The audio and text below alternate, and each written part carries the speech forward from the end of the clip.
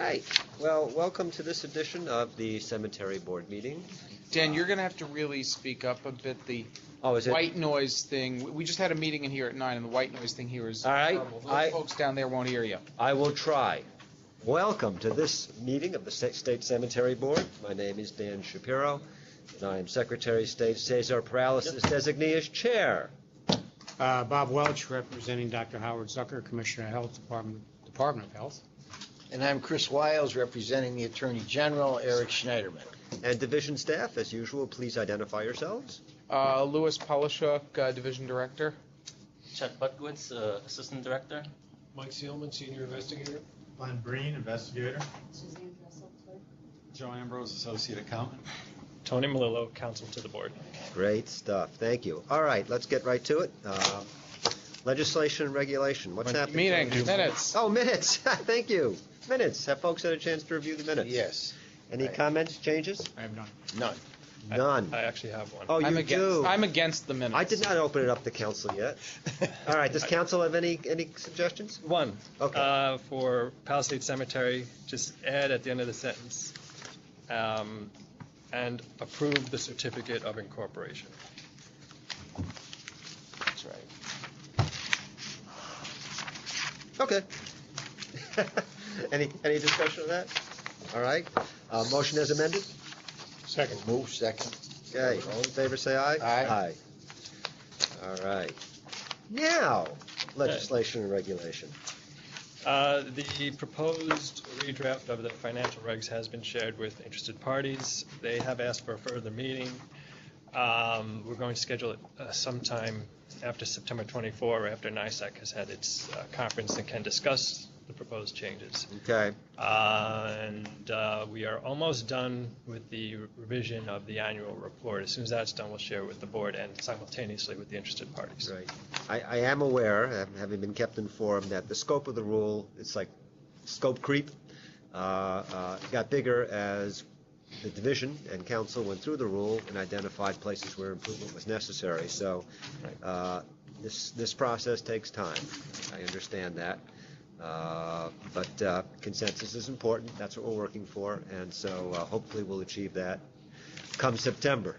Hopefully. All right. Okay. Nothing pending legislation? Nope. Okay. All right. Thank you, Tony.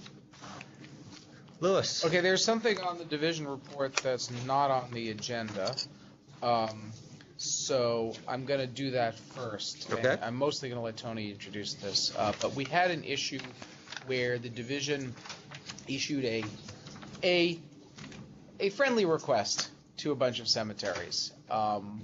And the cemeteries expressed concern about confidentiality of some of the information submitted. They didn't mind sharing it with us per se, but they were nervous about it getting shared further.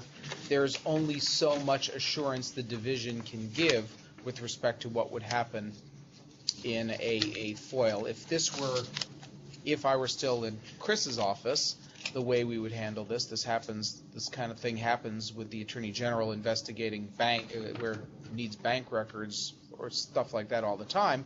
What the Attorney General or any other lawyer does is issues a quote-unquote friendly subpoena, so that way the subpoenaed party can say, hey, I gave out this potentially confidential information pursuant to a legal directive. So this guy says, well, give me a legal directive. And I was going to give him a legal directive, but I looked at the copious authority that this board has to direct that they produce this very information, and it wasn't at all clear to me that I had that authority separate from you guys. So our counsel, I believe, has prepared something to give the division the authority to act in such matters. Right. And to provide a little more context, the division has been in the habit, with the board's knowledge and at least tacit approval, of providing orders in the past. Because at some time in the hoary past, the board probably delegated the power to the division to do that. I don't recall having done that personally. I may have. A former incarnation of the board may have, but it came up when this question was asked. Tony looked at the reg. Tony looked at the statute. I did. Louis did. And we think in order to provide the appropriate level of protection, both for the ordered cemeteries and for the division, that a formal delegation be made. But anyway, Tony, why don't you talk about it a little? Right. So the proposed delegation of authority comes from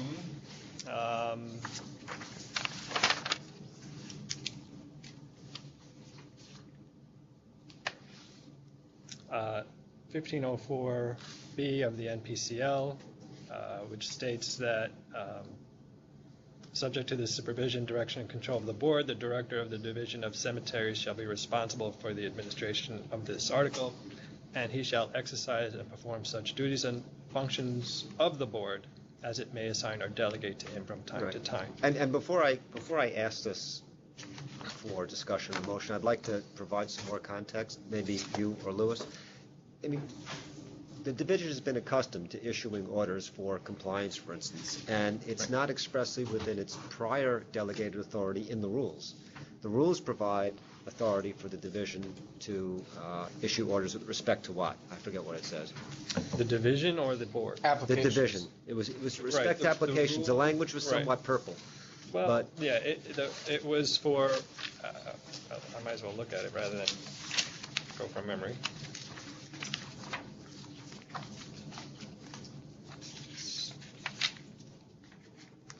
All right, this is section 200.2 of our regulations. All applications required to be made to the cemetery board for orders or determinations, except applications for approval of rates and charges, et cetera, shall be determined and orders made by the director in the first instance. Right, and I think that this has been read for many years to provide order authority for the division generally, but in fact it's with respect to applications pending before the board for orders of determination. So when the division was accustomed to issue cease and desist, for instance, stop doing this illegal thing or this unlawful thing, that had nothing to do with an application. The division's done that forever, and it really needs now, we think, to have an explicit delegation to do so. That's the kind of thing we're talking about. I think you're overstating the case. I'm not 100% sure that it needs it, but if it would certainly render any challenge to our authority moot to the point of futility if you did in fact give it to us, so why not? Right, belt and suspenders. Since that's what which is great. we've been doing Yeah. anyway. Right. I agree. 3 lawyers here, 4 lawyers here. But Poor Bob. But with that being said, You need some balance, Louis. right. Any issues with this? Any conversation? Any questions? All right. Okay. Then, So here's the language that I propose be the board's motion, that the cemetery board, without limiting or restricting its own power and authority, hereby assigns and delegates to the division director the following duties and functions. 1, to order any cemetery corporation to do such acts as may be necessary to comply with the provisions of Article 15 of the Not-for-Profit Corporation Law, or any rule or regulation adopted by the cemetery board, or to refrain from doing any act in violation thereof. 2, to impose a civil penalty upon a cemetery corporation not exceeding $1,000 for a violation of or a failure to comply with any provisions contained in Article 15 of the NPCL, or any regulation, directive, or order of the board or of the division director. 3, to require additional reports from a cemetery corporation pursuant to NPCL Section 1508B, and to extend the time for filing any such report and waive payment of any penalty or part thereof pursuant to NPCL Section 1508D. Any party aggrieved by any such action, order, or penalty may challenge it pursuant to the procedures set forth in 19 NYCRR Section 200.2. Tony, I just missed, I think there's one thing there, maybe I just missed hearing it. You specifically mentioned the $1,000 under 1504, Right. but there's also $100 a day for failure to comply under 1508. That's automatic. That doesn't require Okay. board or division Okay. action. Okay, then we don't need to refer to it. right, and the important thing to highlight there is the right of appeal, if you will, to the board. Right. All right, if any entity is aggrieved by any order, which, again, we've always provided, but, Right. so the board is not out of the action on this. The cemetery disagrees, it comes to us, and we opine as we usually do. All right. Anybody want to take up that motion? I'll move that motion. Okay. Second. All in favor, say aye. Aye. Wonderful, thank you. Thanks, Tom. Good motion, Tony. Wow. Okay. I'm going to take 2 and 3 on our things. Thank you, by the way. Sure. I'm going to take 2 and 3 on our list first, and then go to 1 because 1 may merit more discussion. Okay. 2 is really quick. There was, you probably all know this, at least those of you who are up here in the Albany area, a headstone fell on a child at Albany Rural Cemetery a week ago Sunday, I believe it was. The child was seriously injured. I have not been able, despite checking the internet daily and actually calling the cemetery, as did Len, to find out an update on the child's condition. It is more than a little unclear what happened. There are anyone who thinks they know what happened is purely guessing at this point. Having spoken to the cemetery, and Len spoke to the county police as well as the cemetery, but again, it's just something. It's a tragic incident, any way you parse it. And the cemetery has not yet been sued. Yeah. Well, we'll see what On a happens. happier note, Yeah. NISAC's fall conference is next week. I will be addressing it. I will have an idea of what I'm going to say sometime before Tuesday at noon, when I'm supposed to speak. No promises as to when. We also have a fall calendar of a combination of outreach sessions and giving continuing education credits to funeral directors. At Debbie Areki's request, we have updated our program, which highlighted new developments in the law from 2011, which already seemed a little stale earlier this year. We're actually going to be doing, subject to her approval, because this is her bailiwick, we're going to be doing a program on the ins and outs and some scenarios of interments and disinterments and what funeral directors need to know about that. Excellent. We've actually Debbie and I developed a list of commonly recurring problems or things that she thinks that her people should know and don't know, and we're going to not do them all at once, but do them over a series of time, have these kind of scenario things. On the outreach to the NISAC thing, I'm assuming that much of what I'm going to do is field questions. One question that we've been receiving 2 recurring questions on the Not-for-Profit Revitalization Act, Nonprofit Revitalization Act. I still have a question as to why it's called the Nonprofit Revitalization Act, whereas the New York term is not-for-profit, but be that as it may.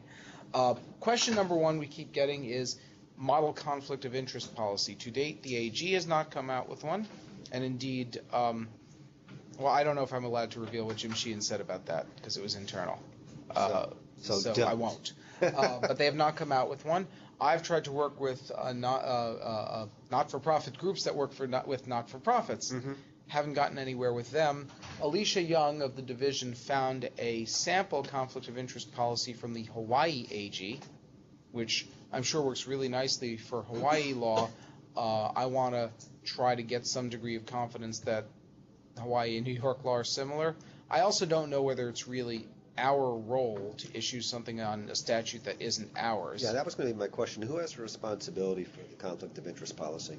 I mean, if a cemetery, Tony, I guess that's a you question, but if a cemetery is not complying with a provision of the not-for-profit corporation law, I think that's our issue as well as the AG's issue.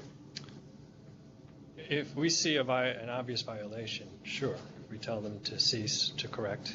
But as far as enforcement, if they fail to correct, we would have to do an AG referral. Sure, I'm not thinking of this as an enforcement matter. I'm thinking of this as a compliance matter. Traditionally, the AG's Charities Bureau has had little to do with cemeteries on compliance. They've really left us to handle the day-to-day. My question is much more basic, and that is that you've set forth there needs to be a conflict of interest policy, and the AG hasn't to date done anything to provide guidance. It may not be our responsibility to do that or our role to do that. in the statute, I don't know the answer, it's not a leading question, who has the responsibility? Does each individual cemetery have the responsibility to develop a conflict of interest Each policy? not-for-profit has to comply with the Correct. statute. Although the AG has issued guidance saying, well, you don't have, you're supposed to have updated your bylaws by July 1st, but we're not going to tag you with the violation, and if you get to it by, I think right now it was December 31st. They may. Do you remember, Chris? No. They may push it back more. All But they, right. it gave a There are lead-in also time. specific Attorney General actions and proceedings Yes. for violations. Yes. Right. So there's strong language regarding AG enforcement. But my question or my line But of wait a reasoning. minute, wait a Yep, minute. go ahead. There's always been a sample conflict of interest in the IRS regs, Mm-hmm. which serves the purpose. Well, that's useful to know. I didn't Yeah. know that. I mean, I've used it for years. That's great. Because the problem is you can That find was your question. You can find tons of sample conflict of interest. Sorry, I'm writing. Yeah. You can find tons of sample conflict of interest policies on the internet, which I'm sure are all very good, but they're all way over the top for a small cemetery of three Right. elderly volunteers who meet in their kitchen and do the books in their kitchen. It's not for that kind of not-for-profit. Right, so, But I wanna there's give them also something they can statutory handle. guidance in the new law as to what it's supposed to cover. Right, and the AG has issued guidance, and it's on its website. so we have two roles in this, right? Our first role is to provide whatever guidance we can to the cemeteries, and that it seems to me would be, hey, look, and Louis, you may already have done it. I don't know if you have or not, but a missive to cemeteries, explaining, hey, you must have, pursuant to this statute, a conflict of interest policy in place by such and such a date. The Attorney General has provided the safe harbor for another date. If you have a sample to refer to, you can do that. But we have a role to inform as best we can. Right. Then we have an enforcement role. If a cemetery is in violation of that, come whatever time, then we have to deal with that and either take whatever action's appropriate. But right now, we've got a relatively new situation for cemeteries, so our role is to inform them. So it seems to me that what you're doing is appropriate. Find out what information is out there to help, and then we should let them know. And if we haven't got, we're not going to be able to design conflict of interest policies for each and every cemetery. Of course. I'm also sure that many cemeteries already have it. The big ones almost certainly do. Absolutely. I know there are people at the table here today who will tell us that. But It's the smaller ones that I'm more concerned about. I think that the bigger ones, they have attorneys who they regularly use, but some real just basic. I know the one. There is a tension here that if you do too many models of things, people will just adopt the model without thinking about it and not actually take to heart the message here. And I think for all of its deregulatory pieces, there is a message here that dishonesty, that we're not just talking about crime here, we're talking about self-dealing. And self-dealing is something that is not prohibited but has to be subjected to strong scrutiny. it seems to me By there's you, no not reason by why us. you can't put that sentiment pen to paper and actually tell cemeteries that. Like, this is the real deal, all right? We want this to be a knowing exercise on your part to address the needs of your cemetery and address conflicts. Why not put that in writing? Well, All right, Well, I guess I just wrote the first 5 minutes of my talk for Tuesday. there you go. The other issue that I've been getting calls at, and I'll tell you how I've handled them, is that cemeteries saying, "Hey, listen, we can't have a disinterested board here. None of our board members can serve anymore because Joe cuts the grass, and Bill does the sales, and Fred does this." Right. And what I've said to them is, "No, you're wrong." While it would, again, we're talking about small cemeteries where you can't find outside directors so easily. One thing I've said is, talk to your town, because if you abandon this, it's going to be the town's problem. See if they know of people who would want to serve. But there is no prohibition. Right. The only prohibition, and that's not in effect yet, is from the president of the chair of the board to be an employee of the cemetery. Everyone else can have related transactions. They just can't vote on their own related transactions. So if Joe's doing the mowing and Fred's doing the grave sales, they each just recuse themselves from those portions of operation. That's the second part of your speech, the small cemetery. Yeah, but there is when it's just 3 board members and they're all doing stuff, it could be hard to comply. There's no answer to it. I'm just flagging the Full issue. disclosure and recusal were appropriate are the answers, right? I mean, and there are medium-sized cemeteries where board members have direct responsibilities that would be a conflict if not known and disclosed and treated appropriately, and it's often to the benefit of the cemetery, you know. Okay. So the big issue I wanted to raise, and I thought I was going to have an application before you, but I don't because we have to finish an audit of this particular cemetery. We have 2 cemeteries that are located in smallish cities. They have not terrible sized permanent maintenance funds. I mean, they have a decent amount of money in PM. They have very little money in general.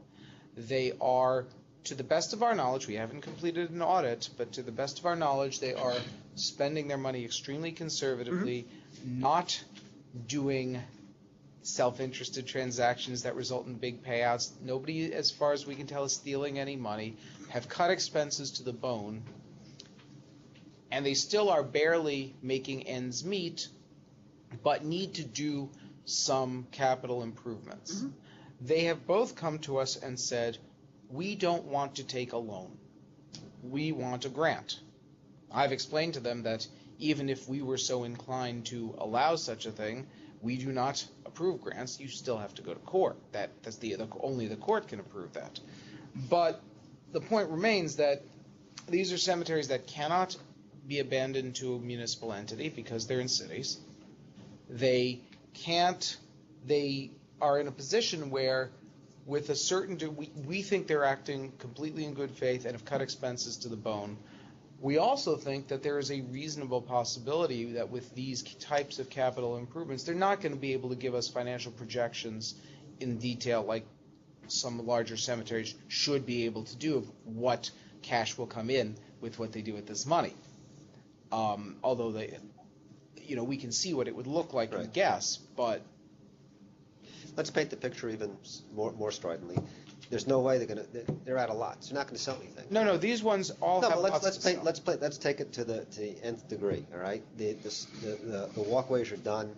They need capital improvements, and there's no chance they're ever going to pay it back. Okay, so what would we do?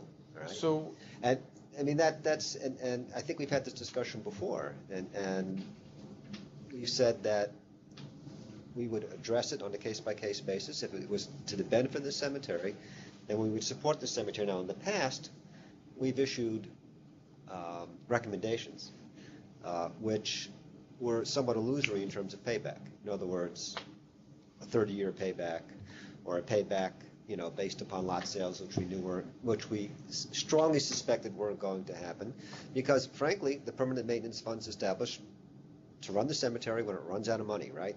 Some cemeteries are just out of money, especially in the city.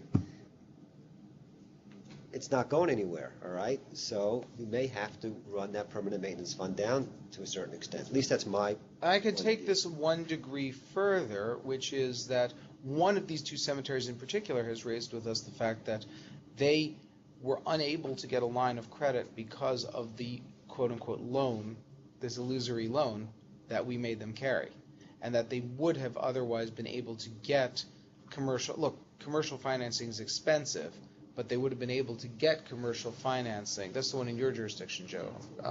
They would have been able to get at least some commercial financing, but for the fact that we made them carry a big loan, which is one reason why an outright grant on very particular circumstances might be preferable to a loan that they're never going to pay back. As we said before, the board is really hostile, right, to diminution of permanent maintenance funds. And We've generally taken that speaking, stance. it's right. Right. Then the next question is, if that's not in the best interest idiosyncratically of a particular cemetery, what the statute provides. And I don't recall the exact language. Does the statute require a loan, or can we take action to just have a withdrawal, if you will? Permits it to be treated as a grant where the cemetery demonstrates an inability to repay. Okay. All right. So it's there, and I think that when we get an application and we review it on the merits and make a I mean, determination. it's something I would recommend using only extremely sparingly. Believe me, I think we all agree that's. But we just happen to have two cases where this seems, after we've audited them, to actually make sense. Tony, you want to? Well, the only other point I would add is I know that some cemeteries have complained that they can't even afford the cost of an application to Supreme Court to approve it, even if it is a grant. And what I would throw out there is that the law does permit the division to make the application on behalf of the cemetery. So that would be up to the board to consider in such extreme cases whether to permit that to avoid that cost to the Does cemetery. the state have to buy an index number? I don't believe Nope, the DOT we does. get them for free. Well, that's a very intriguing suggestion. Why don't we pursue what our The only other we wrinkle I would ask, the division will pursue its ability to do that. one other wrinkle I would ask Hold on. is, can an Does attorney the from AG this, have to- yes, yeah. can an attorney from this department do that as opposed to the AG's office? Because the AG obviously has lots of other things to do. We've been told we can't. That we are one of those agencies that must be represented by the AG's office. Some, like DEC, can go in with their own attorneys. We're not one of those. Is that who makes that determination? Is that an AG opinion type determination? That was told to me by an assistant attorney general. Although this is something we should pursue. Maybe, Chris, maybe that's a good thing for you. Well, Yeah, then if we that- have original jurisdiction, I mean, that's Right. something I'd never contemplated. If we have original jurisdiction, it could be, I mean, we never has the AG's office in the Department of State discussed whether or not we can represent ourselves on a civil matter requiring permanent maintenance fund loan I mean, it seems. Right. or grant. I mean, this is something which is just so technical to what we do and is likely to be uncontested. It seems, if it is possible for us to be self-represented, to be an On the efficient use of resources. other hand, the Attorney General's office has always provided representation for us in terms of the recommendation and Right. dealing with the loan. So I don't see why the Attorney General wouldn't continue in that capacity. And staying on that hand, we have, even if you count me as an attorney, we have an attorney in New York and an attorney in Albany. The AG has attorneys all over the state. I don't think either Tony or I wants to go to court in Chemung County. Yeah, it's a real undertaking. I mean, this is look, it's being held out here as a possibility. We're going to have to Nothing do our against homework Chemung County. and due diligence, and if we can do this, we can come up with an appropriate, expeditious way to get it done. That would be of great assistance to many cemeteries. It'd be a good thing. So let's figure out whether and to what extent we can do that. All right, Tony, I give that to you. Yeah. The vandalism report, Chet? I'm sorry, you're supposed to say that. You did it very well. It was wonderful. The vandalism fees collected as of the fiscal year so far was $29,084. Applications granted were $252,802, and applications pending are $486,571. Actually, I'm going to add one thing to, I don't know if it's a division report or vandalism report, but we have 3 or 4 applications on our list that are over a year old. We discussed this internally, and we intend to send a letter to those applicants informing them that if, in all of those cases, we're waiting for something for them. Yeah. It's usually revised estimates. If we don't get those revised estimates within 30 days of the Abandoned. date of that letter, they will be deemed withdrawn. Yeah. Okay. Because we can't have stuff hang. We have one from 2011 on our list. That's Okay. not okay. Very good. All right. Delevins, no, No. vandalism repair order, sorry. Yep. Sorry. All right, I have some, I don't know about folks here, I have questions on several of them, actually. So why don't we go through them? Anybody have any questions in Albany Rural? I have one. I don't understand where Albany Rural can make itself a bid to do a part of the service. Where does that estimate come from? Good, we, Mike, you want to explain this? yeah, I could try it, but you'll do it better. Well, it's for, is it the foundation? Yeah, Right. it's the foundation. They have an approved service charge of $17.50 per cubic foot. And the other two, mine, has submitted applications, also submitted estimates for, the one was for $30 per cubic foot and the other was for $32 per cubic Right. foot. So Albany Rural actually came in much less than the other two. But it's not just, the important point is it's not just them making up a number. Yeah. This is a service charge that they filed with us. years ago. Oh, years ago? Yeah, but Yes. years ago, we had this discussion on the board. Okay. And, because I actually raised the issue when we had an application, I said, how is the cemetery itself permitted to bid on this? It seems like a conflict, whatever. It was explained to me then that, wait a minute, we have an approved fee, so the board has already provided its opinion that the fee is reasonably related to the service provided.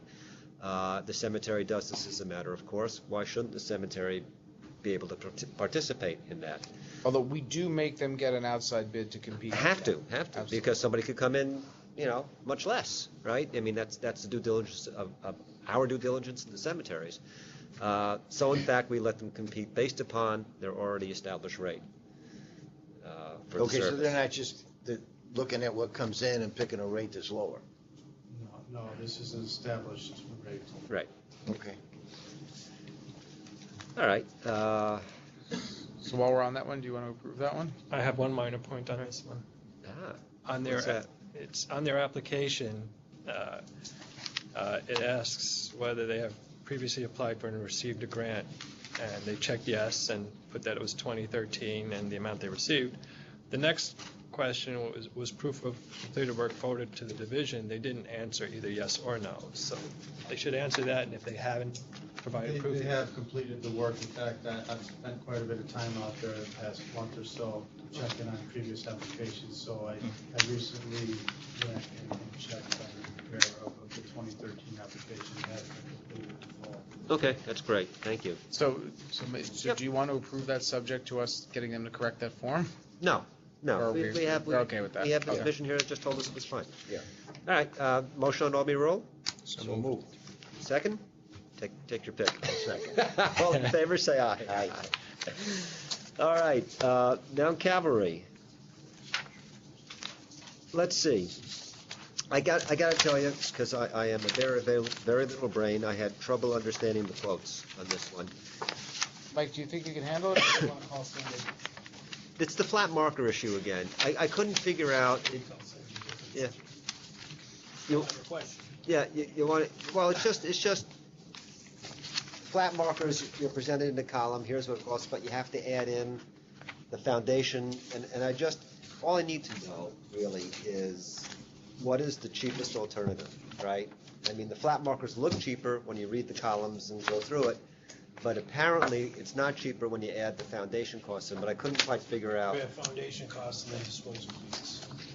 All right. So that generally is what beefs the price up. So looking at, I mean, I don't need the numbers explicitly. All I need to know is looking at this, that it is that the flat marker alternative is not the cheapest in this case.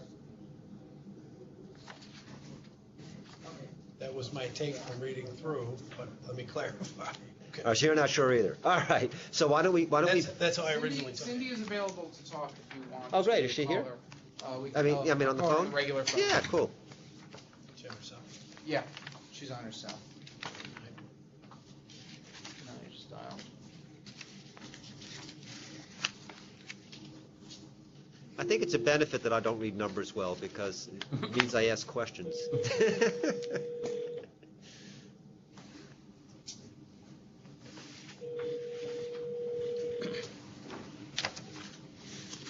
Hello, this is Cindy. Cindy, you're on YouTube. Hello? How are you, Cindy? You're here before the board. You're at the board meeting. Oh, okay. Welcome. I had a question about the Mount Calvary application, and it was just this. I really was having trouble following the numbers. We have various quotes for flat markers, for granite upright, et cetera, for laying down. And the flat marker issue, the flat markers looked really cheap, but it seems that you have to add in the foundation and disposal costs, but it wasn't clear to me whether they were the cheapest alternative or not. Whether they would what? The Well, cheapest alternative. The least expensive route or not. Were the flat, I think it was within a couple $100, I think, and I don't have the application in front of me. I sent the hard copy to Mike. Yeah, that's right. Yeah, Mike's got it here, Cindy. Okay. well, let me ask, with that being said, let me ask another question. Going back to the flat marker issue, the flat markers are going to pretty much last, for our purposes, forever, right? They're going to be down. Right. When we reset a monument, what's the life expectancy of that before it has to be revisited? Do we have any idea? We've kind of struggled with Could be that. another couple hundred years. Okay. Some of these have been here 150 years and they're fine. Others have been here 20 years and we're repairing them, so I Yeah. would presume, None of you these know, are all I think 100 years, These are all older. What's that? I think we'd like to get 100 years out of. So, maybe not for this one, but the issue, when the quotes are close, even if the flat markers are more expensive, it may be appropriate to go with the flat markers because the durability of those is unquestioned. That's something the board has not considered to date. Well, they're gonna get covered up with sod over time. So that's more maintenance, you're saying? Somebody's gonna have to maintain it. They're already in family. Who's gonna go and cover the flat markers when the sod grows over them? Doesn't the cemetery have to mow around that? Well, what happens They when just mow over them. They're not obligated to remove that, but they're gonna lose a lot of people. and when they're They're not flush, weeding, they're not the weeding. The sod does. prisoners have when they're flush. uncovered over 350 of them at Concordia. All right, well, we're going to have to consider this, The point you made, though, is very true, that a flush marker, although there could be maintenance costs, is never gonna become hazardous, ever again. So, so for Mount Calvary, all right. Mike, can you tell what the cost was for the flush versus what was proposed? It should be on that cost summary explanation. Yeah, I believe the cost of the flush would be $22,360. That's disposal, Yep. and it is substantially lower.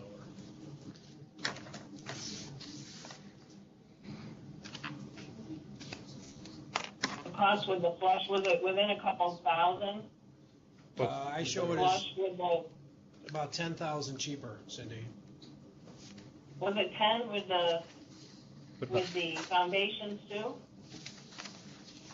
I don't remember it being like that because they're gonna dispose of and remove the monument. That's what it got And confused. that brings it up within a couple thousand.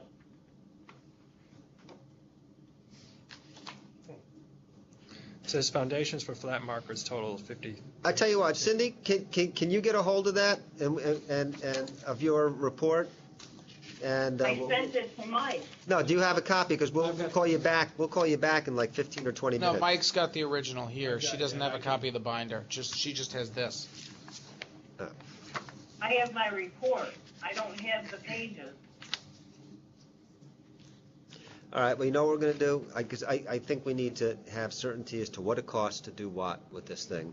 So we'll be taking a break later on, and during the break, I think if the division could just take a look and give totals for each of the processes, that would be helpful. Okay. So we'll pen this one. I mean, I might have put it in my report, but let me see if I can find it. Okay. Well, we'll grab you back if we need you. Okay, Cindy? And look for it, Okay. and maybe we'll fax a copy to you if we need to, or email a copy. All right. Thank you. Okay. All right. Mike, you want to hang that up? Bye-bye. I don't know. There's got to be a button that says end call. Lower left. Oh, it's gone. Good. All right. see, each one of these seems, this is unusual, each one of these has some issues that I just think we ought to pursue. So Workman's Circle Cemetery. We shouldn't have hung up on Cindy so soon. Well, no, this is something else. I didn't have any problem with the application, but I noted that, and we've dealt with this before, that upon the consent of the division, no police report was filed for the vandalism. All right, and the reason put forth for that is that, well, we know Vale Cemetery, and we know it's had a history of vandalism. Wait, this is Vale or Workman Circle? Oh, I'm sorry, I'm on Vale. I skipped Workman's Circle completely. Was there any issue with Workman's Circle? I have no understanding of these numbers here, what they mean or what they say. But this is Workman's Circle. But it's fine. I mean, I don't really care, but this doesn't tell me anything. Yeah, May I say? we're having trouble, I think that's the same thing. We're having trouble understanding the numbers on some of these. Yeah, I don't understand this either. This needs to be laid out more Yeah, clearly. so I think for the division, more of a standard format for setting forth numbers. And I don't think the board needs a lot of detail. The board No. needs to know how much it costs to do this, how much it costs to do this, how much it costs to do this in total. Don't need to know about resetting, don't need to know any of that. The attachments are the attachments, but just very simply, it's going to be 30,000 for this, 50,000 for this way, or 20,000 for the other, all right?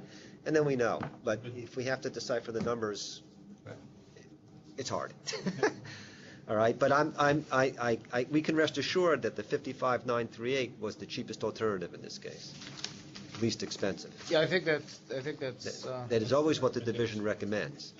Well, except that we have that also, the flat marker thing. But I don't think that the costs, when I was looking at it, it didn't look like it was competitive at all.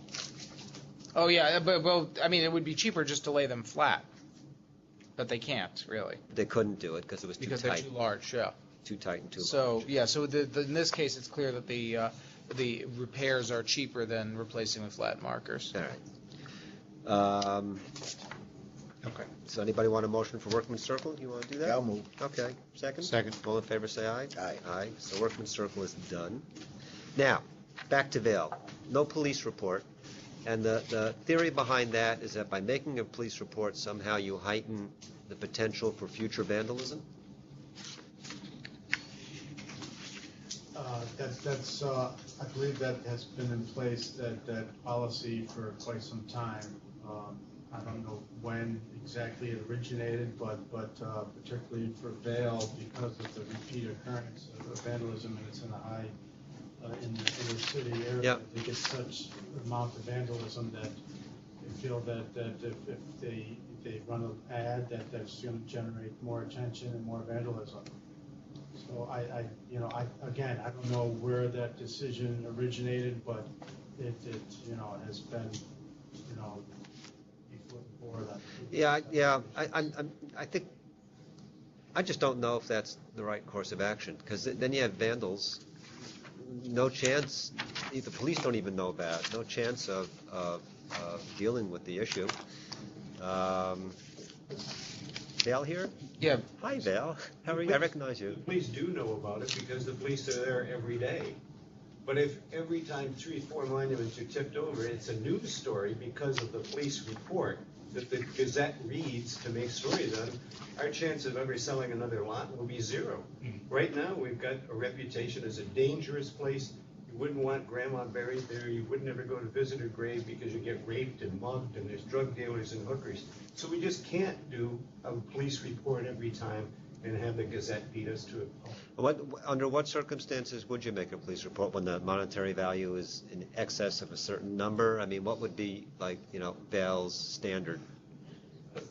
The basic premise is you come in the morning and overnight 3 monuments. Right.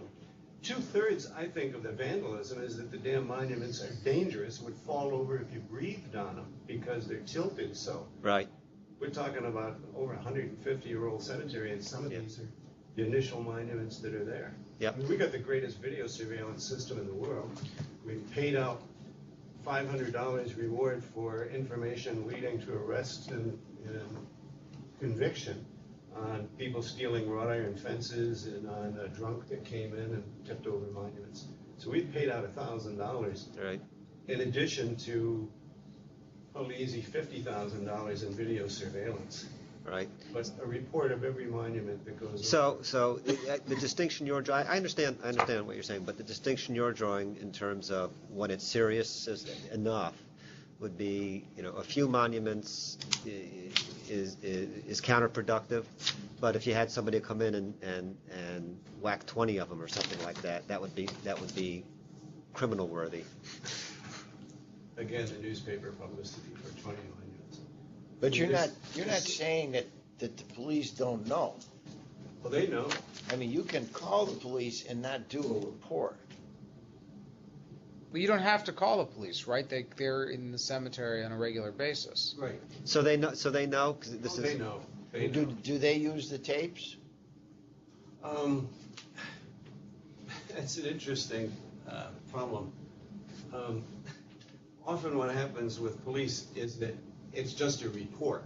And you say you can see the tape, and they say, well, we got to be there, we got to see them doing it. I mean, you go around and around.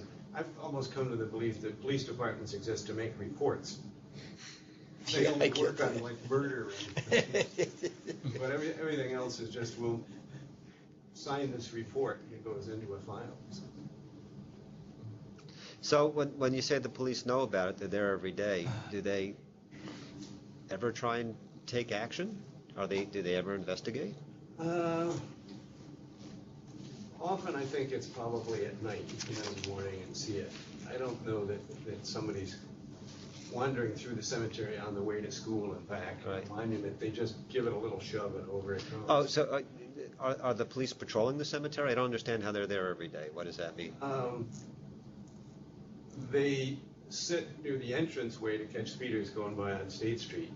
They sit inside looking for drug dealers and hookers. And sometimes it's just, I guess you might say it's downtime for police. It's where they go to. Okay. But there's no use being made of the tapes? Yeah, we did, with one of the tapes, get a conviction on illegal dumping.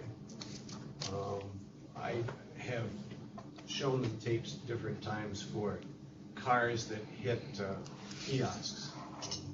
And they just say that's very interesting, but when you zoom in, you can't read the license plate on it. It just goes to excellent. Okay. Well, you answered my questions. I'm sorry it has to be that way. But any further conversation on Vail? This is one of the lower cost ones from Vail. Yeah. Yes. All right. Motion? So So, second. All in favor, say aye. Aye. All right. Oakwood. So Oakwood raises an issue. Wait. The town of Teresa. That's the same That's cemetery. Yeah, it's Oakwood. That's Oakwood. Oh, that Oakwood. Yeah. This. Oh, not the other Oakwood. No. That's a whole different That's thing. a whole different kettle of fish. Okay. All right, so we're talking about an abandoned cemetery Sorry. here, and they've got an application in for $23,000, but they have what always is a little bit of a difficulty for us, a request to buy equipment to replace either old equipment. In fact, I think it's old to replace old equipment. And my question is, I saw in the report that, of course, we interview the cemetery folks, but we don't have information from the town as to what it has for its inventory. In other words, does the town really need it? And that's something I think we ought to know. Sure, the cemetery may not have, what is it, the mower or whatever mower it is. It does. But it's old, right? And the two numbers that are there, the only difference between the numbers, based on my recommendation, are one mower. Right. I saw it's a couple grand. I saw that, but there's The other equipment was a backhoe, a utility vehicle, and that's all equipment that stays at the cemetery. It's housed there. right. So your question then is, what equipment does the town have? That could be Say at a used. park or something? In other words, if the town is accustomed to providing services for parks, et cetera, in the area, then perhaps it doesn't, and this is a general question I think we ought to apply to all abandoned, then it may not have cause or justification to come to us for replacement of equipment or for purchase of new. What is it, Louis? No, I was just, Yeah. wait, you guys are from, No, I was raising my hand for Oakwood. I'm from the Attorney General's office for, for Troy, okay, Yeah, that's yeah, not, that's a legal How matter. you doing? I know, that's a legal matter. So what I'd like you to do, if you would, can we table this, can you go back to the town, sort of the first, because I don't think we've really done this before, and I think we ought to, and establish that as a routine kind of inquiry when we have abandoned applications. All right? I think the record ought to reflect that when Mike first got this application, it was for $100,000, and he's already determined that a whole bunch of stuff that was asked for is not appropriately asked for. Right. I'm not disagreeing with you, I'm just saying, Yep, okay. we've already done a lot of this, but I agree with you that we should do Just a exactly little what you more. just said. We can tie it up, it's not an emergency situation, so let's just. So you've already had discussions with the town, Yes. and now you're gonna have more. Can the tree work and the other items be considered today? Because there is, I don't know if you saw, there's hanging limbs and dead trees and things like that.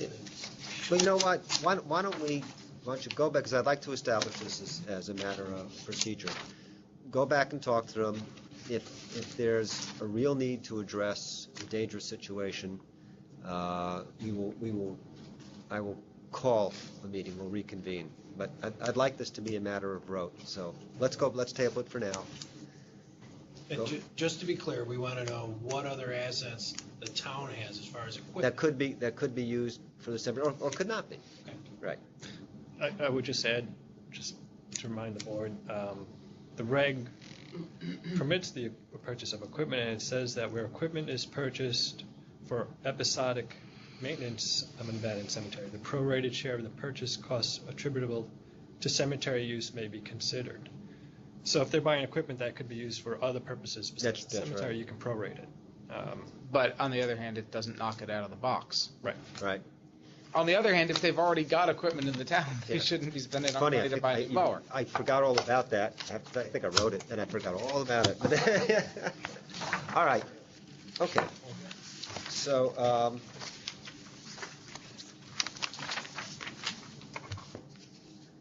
are we here? Delavan, are we finally? Yeah, ready we're for finally, Delavan? that was long for us. All right, Delavan Cemetery Columbarium. All right, so they've eliminated their PM debt. I think we can just move on from that. That's great. They have noticed it now, finally. Right? They're only getting, and now we have a 10-year projection, and they're getting 6% return. I think great, but it's a lot better than 0.1%. I guess my question there is, why are they only making 0.1% on CDs? It's a challenging landscape out there with investments. That's all I'm saying. I mean, you can have Are they- 100,000. They should be able to do better than that. Yeah, but well, Hey, you should be able to, but I'm making 1.4. How many years is that? yeah, it's 3. 3? Yeah. See, you're tying it up for 3, interest rates may go up. You still should be able to get a better rate, I would think. Well, they have everything. They have everything. They have their permanent maintenance fund in 0.1, and they have their general funds. They have so my question is, are they actually having prudent investor act, problems I think Rose with having undifferentiated fund? I mean, it's everything. It seems from reading the report, everything is in CDs at 0.1%. That sounds like a 3-month CD. It doesn't, Yeah. it sounds like they're rolling over a 3. Joe, maybe you and Rose should just have a conversation with them about investing. Yeah, I mean that's actually a sidelight. The only other question I had on the columbarium is we really don't have a projection of need on this, right? I thought there was. I thought Sandy did one. I didn't. Maybe I missed it. I thought I remember looking for it and seeing it. I don't have it in front of me. I don't know if they have an official business plan set out for that, but they had received requests and they have I saw that they had requests. There were no numbers or anything attached to it. waiting to purchase now. Well, it's not a huge. It is not a huge construction project, and I think it's almost as a matter of course, columbariums are needed. But if they have a waiting list, if they actually tell us they have a waiting list, there really is no reason we shouldn't have asked them for how many people are on the waiting list and how long, when did you first start taking it? No, I think the more numbers we get, the better, but, Yeah. but in light of the fact this is $28,000, and they've already, and I know Spent they're, half of this. and they've done a mea culpa, they've already put in 12 grand. I'm not gonna have a problem with this, but, Is this the third time we've looked at it? yeah, I think it's the third. Yeah, actually, that would be my bad. There was I think the pieces, parts of the original application, some 2 months ago when it came in, I got the accounting portion and the investigative portion separately, and I never put the two together, so Okay. my apologies for any Well- confusion. All right. Is there any discussion on this? Anything, Chris? If we could get the investment fixed, I think it's worth it. Yeah, I mean, 6% is a heck of a lot better than 0.1. Well, yeah. One thing I would ask the board to do is, the division is not recommending imposing a penalty on them for going ahead and spending some money here. Yep. But you ought to, in whatever, your approval ought to use some stern language telling them that they shouldn't do that.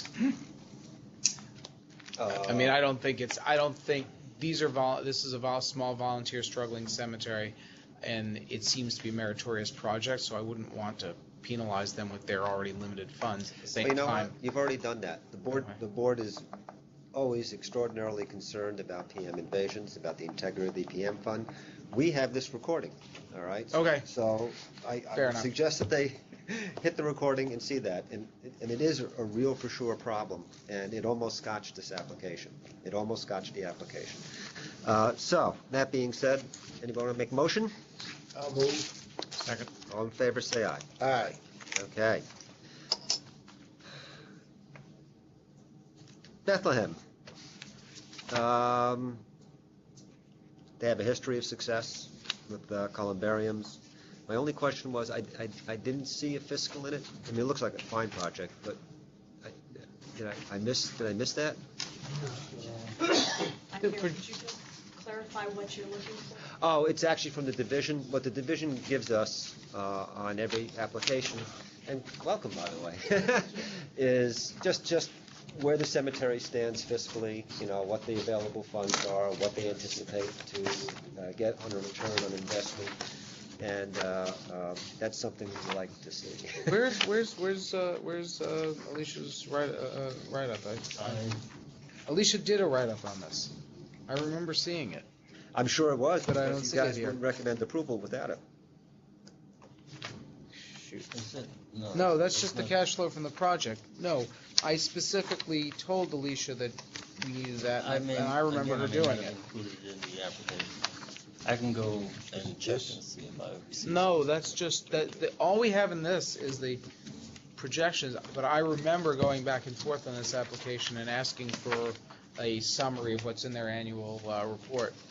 Well, Can I take a minute and go back to my desk and see if I can find something? all right, we'll pen that Put as that. we pended the other vandalism one. Unless you happen to have your annual report with you. Yeah, well, maybe you I can, can can you take do us a through, bit. why don't you just take us through? Take us through. Approximately 2 years ago, we came to the division and. Oh, by the way, you are? I am Valerie Newell, and Valerie, I it's a am the pleasure. Vice President and Administrator of the Bethlehem Cemetery, and also serve on the NISAC Board. Great. So about 2 years ago, we came to you with our first columbarium. Mhm. It's the size of a large monument. It's 9 niche units, and it sold like Right. that. We were really impressed because we were a little on the fence about how it would go. We then came back to you, did our second unit to purchase the second unit. We are using all available funds. We're not, our permanent maintenance fund never gets touched. What's the size of your permanent maintenance fund? Approximately. Probably about $350,000. And how many acres is the cemetery? We are just under 27 acres. We're 16 acres developed out. And the second unit has also sold very rapidly. As of today, I have 2 niche units available for sale. No, That's great. all. That's great. And so we have requested, since this is a very arduous procedure for coming before everybody and filling out all of this paperwork and putting up all of the signs, which I'll speak to after, but, to put in 2 units. That, they are $4,950 a piece. After I've sold the first 2 units in each, the rest is profit. Okay. What's the state of your general fund right now? How much in that? In unrestricted money, I would say that we probably have about $200,000. And I'm seeing my investment statements kind of looming in front of me. Our checkbook is healthy for a very small cemetery. Right. And you're paying for this out of general fund monies? Yes. And 20%, I think you were putting towards a maintenance fund and 20% in the permanent maintenance fund, right? I saw that. Any debts on the PM loan? No. We don't On have the a PM fund? loan. I've been on the PM fund? No. Great. Yeah. Anything else we should know? Yeah, the other number we would generally want in a write-up would be income and expenses. I mean, which probably good enough to say, are you in the black for last year and the red is Absolutely. by how much? Very healthy percentage. I can ask our CPA to run that off of QuickBooks if anybody it's really okay. wants to see it. No, I think it's okay. No, I think we have it, and it just Yeah. didn't get attached. Yeah, to it didn't get here. attached. I wouldn't be asking these questions normally because they'd be in the report. All right, I thought it looked good. yeah, okay, motion? Bob moved, I'll second. All in favor, say aye. Aye. Great, thank you, I'm glad you were here. Save Chet to walk downstairs. Thank you. Okay. Green Spring Natural Cemetery. Mike, you want to explain this, or do you have any questions? I'll let Mike explain it first. I have concerns about this. Is Green Spring here, by the way? Their attorney, unfortunately, their main mover is on vacation. Okay. Their attorney is in labor negotiations apparently, but if we have questions, we can. I'll text him and he'll step out and call us. It's not going to be legal, I don't think. But I believe he knows the business Okay. side. All right. So Green Springs is a natural cemetery just south of Ithaca in Tompkins County. They're roughly 100 acres. They want to purchase a 28-acre parcel that's it's surrounded by the existing cemetery. Is it completely surrounded? It's, the cemetery owns both sides of the road. And you see the survey map shows that it's surrounded. Wait, landlocked, or is there No, there's a road that goes right through. Yeah. not an easement, an actual road? An actual road, Irish Ridge Road, I believe. And zone residential, I would assume? You think? I don't know, Yeah. you drive a long way down the road Okay. between the last house and the cemetery and this existing house. All right. The cemetery wants to purchase the 28 acres, they'll use it for burials. There's some benefit to this because some of the land that's in this 28 acres is better situated to accommodate winter burials because it's not Green Springs Cemetery there aren't actual roads like in pathways like you would see. They're there, but on the map they're there, but it's a natural environment. So that's one of the big benefits is they'd be able to have the winter burials in this better located area. Right. The other thing that they look at is if someone were to purchase this 28 acres for a residence or a business or something like that, it would really change the character of what they're going for with Green Springs natural burials. They, somewhere down the line, would rehab the house to be used as an office. There's a sort of an office there now, but it's not really what you would want for, keeping records and meeting with families and whatnot. Right, you mentioned that the house was in a state of disrepair. It's in a state of disrepair. It almost looked like people were living there. There's been activity there, and then when I was there, it was in, I think, July, so the grass was growing up. Would it be viewed as a liability? Something that might have to be taken down? I don't think so. Okay. I'm not an engineer, Right. but it looked pretty square and straight. It just looked as though it had been Untended. not really maintained on the exterior. Also, because it's so rural there, I don't think you have the liability concern of as much of a liability concern of kids wandering through, raking and that kind of thing. It's pretty isolated. I think you're well over a mile from the last residence on that road. There's All right. a lot of state land in the area, and it's very rural. There's a real nice pole barn that's right there. Yep. The cemetery could use to house equipment. One of the detractors is there's a radio tower. It's actually a county, for the county radios for EMS. Mm-hmm. And that's located right on the top of the hill. So there's an easement, there's a hardened gravel driveway that goes up to that, which, is there, and it takes away from the usable burial space. The easement is actually about 2 acres. Okay. But a benefit would be that you could use that road to access burial spots that are further in without having those expenses.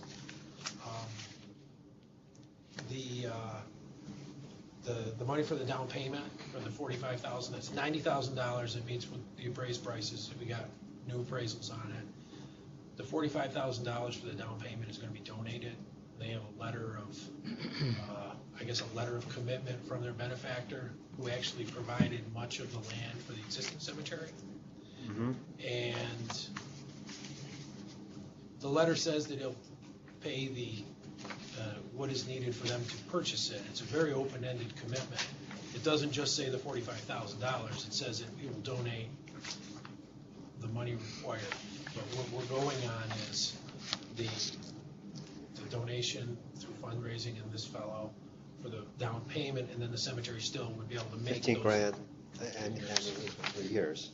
And that's what I'm focusing on, because the fiscals for this are sort of, there's nothing proven, right? I mean, the cemetery's done very well, actually, in its first few years of existence. But we have no assurance, the cemetery has no assurance that it would be able to make those payments, right? Well, the accountant, without them using the $45,000 for the down payment, which was, Chris Casco did the write-up on this. Right. And it is included in here.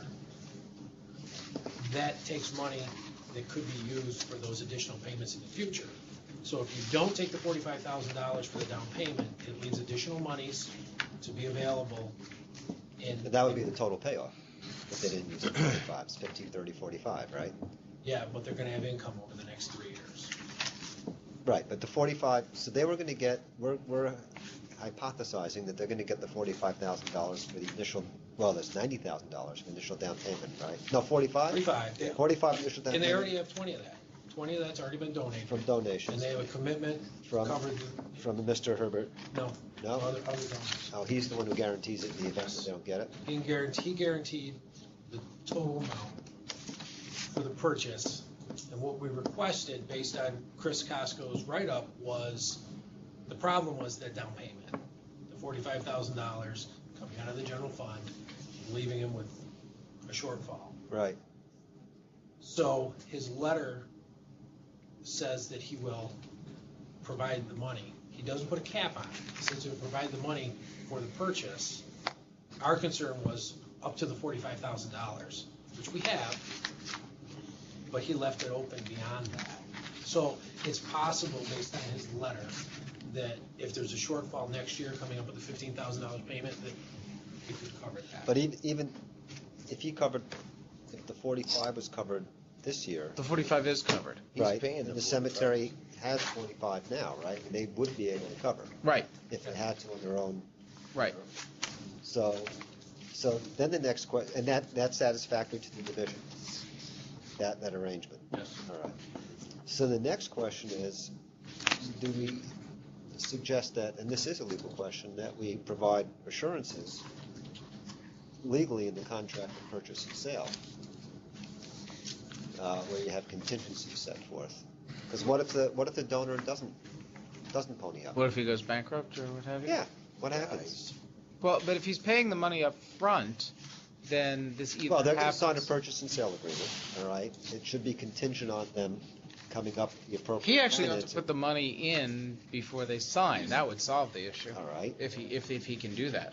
I don't see how you put a contingency in purchase and sale. The seller has no relationship with the donor. Right. The seller just wants its money.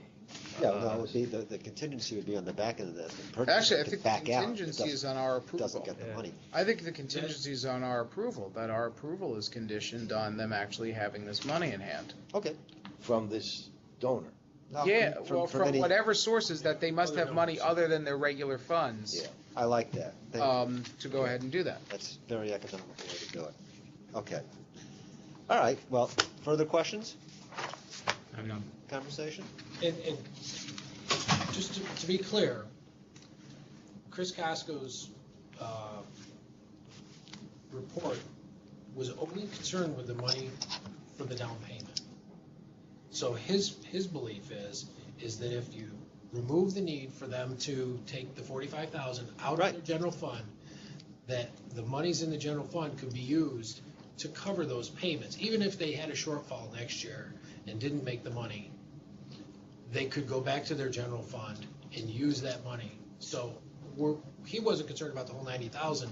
He was concerned with the original 45,000. Right. I understand. Okay.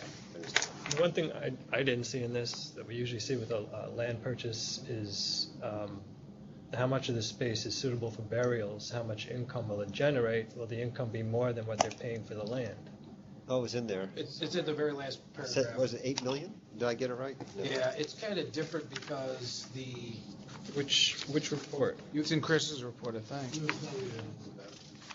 The 4 million in land, said. normally we think of 700 graves per acre for pathways and roads, and that's a standard grade. Many cemeteries get 1,000 graves per acre, but these are, I think they're 12 by 12 lots. Okay. So you don't necessarily have the pathways and the roads, but the lots are bigger, so it's 190 graves per acre. Okay, I So see it that's now. what we came up with. Okay. Excuse me, 15 by 15 lots. I got it now. Yeah, we really ought to come up with a standard format for this. You're right Yeah, about that. well, Would save I everyone's think we time. cut out a template. I think we need to chat about it. Yeah. Okay. Because they're getting hard to read, but this is, I mean, I was fine with this Yeah, one. okay. Well, unfortunately, this one went through several revisions because initially they did their report separately, and we had some real concerns about the financing of the upfront piece, and Right. they were able to satisfy That was- those. So, I guess I'll motion on it because I already have in mind. Anything else before I do that? And that's approved contingent upon the availability and the deposit of funds, or the availability of funds to finance the initial acquisition price of 45,000 by sources other than the general fund or the permanent maintenance fund or any other funds of the cemetery. Okay? Second? Matt, sorry. Do you want to add the word pre-existing funds? Because if some of this money has already been donated for this purpose, that is the cemetery's funds. So amended? Seconded? Second. All in favor, say aye. Aye. All right. Now let's get back to our one. Oh, you have to take a break, then you have to come back, Chet, right? Well, we still have Greenwood. Oh, we still have Greenwood? Oh, of course. Of course we have Greenwood. This is Greenwood right here. Okay. The appraisal's large. Here we are. It's another checkoff box in a long history of this acquisition for the historic landmark and where Greenwood wants to go. This parcel is vacant, right? And you're going to build on it. Is that right? Not vacant yet. He will That's be. what you intend to do. Yeah. Now, I'm going to throw it open to the board. It's a long project. I mean, we've been briefed on it many times. Well, as I understand it, the first time around, you were gonna put your office in the greenhouse. You didn't get all the facts. Let me explain some of them to you. When we bought the greenhouse in 2012, the intent was the greenhouse would be restored because that's a New York City landmark. That could not be used for offices. It's a greenhouse. That would be exhibit space and the like. And our plan was to build offices and additional exhibit space in a building surrounding that building. Our Adjacent zoning, adjacent to the building? Literally surrounding. Yes, there's a property to the left and in the rear, and a little bit on the right. Okay. Our zoning people told us we could build 14,000 square feet, which would have been adequate for us. The stumbling block was Landmark Preservation Commission. They, and our own board, honestly, when they saw what the structure was going to look like, they said, no, you can't do that. Even though it's on, legally, we can build it. But Landmarks, because it's next to a landmark, wasn't gonna let us do it. We did sunlight surveys then too, after the fact, and realized we wouldn't be happy with it either. So the option we were left with was scaling back the building, which would have meant not moving all, or maybe even some of our offices across the street, or hoping to acquire additional property. The monument dealer next door, Brooklyn Monument's been in business for 150 years, and the owner is in his 80s, he has no heir. He finally decided he was ready to sell. The competition on the other side of our building is Aladdin Bakeries, based in Brooklyn. It's a pretty big outfit, and we knew they wanted the property desperately too, because if you go by there at night, they run their high-lows all the way around the block to move the bread from where it's made to where it's loaded onto trucks. By owning this property, they could cut right through from one yard to the other. It saved them tremendously. We thought we had two options. We knew we couldn't outbid them because they could go higher than appraised value, and we knew that would be a stumbling block with the cemetery board. So we approached them, said, what do you think about us buying this together and dividing it up? And they liked the idea. We were then faced with two ways of doing it. Either we could buy it and sell a portion to them, or let them buy it and sell a portion to us. We liked the idea of controlling the deal, so we thought we would buy it and sell it to them. And in the event that they backed out, we would have no problem owning the entire property. With this additional space, we will be able to move our entire offices across the street, and then some, and have room for our archives, which is a big part of the things we're doing. Now, what was the greenhouse to be used for then? Because my understanding was that some of that was going to be in the greenhouse, but that's not the case? Yeah, the greenhouse is a greenhouse, and there's a lot of glass. Mm-hmm. You wouldn't have been able to put many offices in there.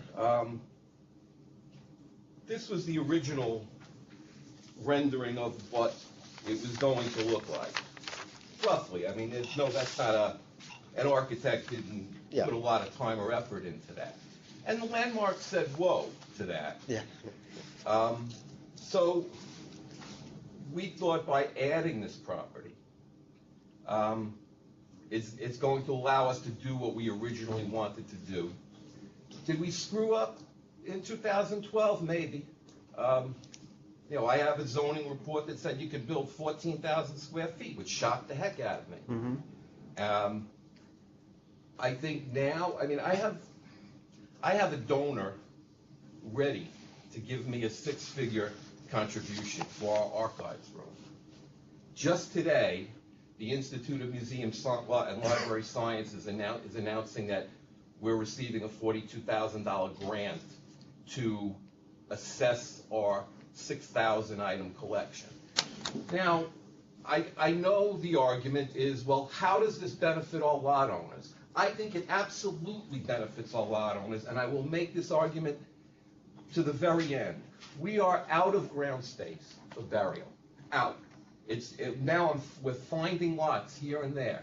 We're doing $7 million in sales. Right. Half of that or more has been from our ground sales. That's going away. And this will free up $8 million in space. We anticipate $11 million in revenue, about $3 million in costs for the mausoleum and niche space, so about $8 million net. And that's great. I mean, that's a typical. You don't have to justify that. I think it's understood. But I think However, Mr. Melillo has a problem with the benefits of the lot owners. We're looking beyond the time. Do you really want us to be one of these city cemeteries that has permanent maintenance fund, or even Albany Rural? After the last board meeting, I spent 3 hours in Albany Rural. Albany Rural was designed by David Bates Douglas, who designed Greenwood. It's close to my heart. I was so saddened by that place. What an amazing cemetery. That can be Greenwood 100 years from now. Sure, you won't be around, I won't be around. I don't want my successors saying, look what Moylan did. He left us with 478 acres to maintain and no money coming in. Fortunately, Greenwood has this great history of landscape, of people. That's our future. I don't want to become a burden. We've never come to this board for money from the vandalism fund. Hearing what's happened today, I mean, it's shocking. Could I come to you with dangerous conditions? Absolutely.